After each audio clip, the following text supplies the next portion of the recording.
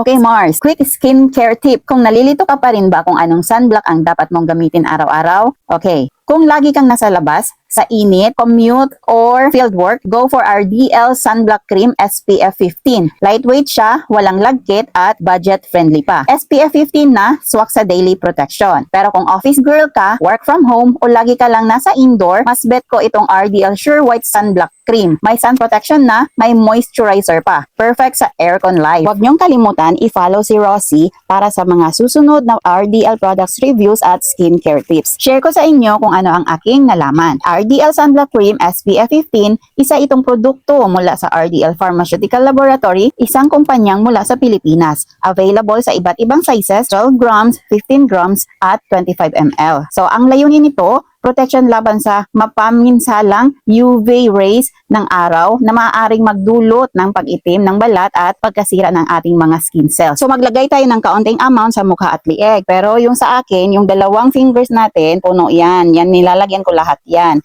So, ganun lang. 15 to 20 minutes bago ma-expose sa araw. Ulitin ang paglagay kung kinakailangan. Para sa panlabas na gamit lamang, iwasan ang matagal na exposure sa araw kahit na nakapag-sunblock na tayo. Ang RDL Sure White Sunblock Cream na 25 ml mula rin sa parehong kumpanya. Halos kapareho ang regular RDL Sunblock Cream pagdating sa sun protection. Naglalaman ng sunscreen ingredient na nagbibigay ng maximum na protection laban sa UV radiation para maiwasan ang pag-itim at pagkasira ng balat. So, ganun pa rin, maglagay ng 15 to 20 minutes bago ma-expose sa araw at mag-reapply kung kailangan. So, ang tips, kung overexposed ka sa buong araw, lalo na sa matinding init sa Pilipinas, syempre, kailangan mo talagang dagdagan or mag-reapply ka after 2 hours ng sunblock. Kung may mga tanong kayo, i-comment nyo lang sa baba or i-message ako. Ilalagay ko rin ang link kung gusto nyo mag-check out.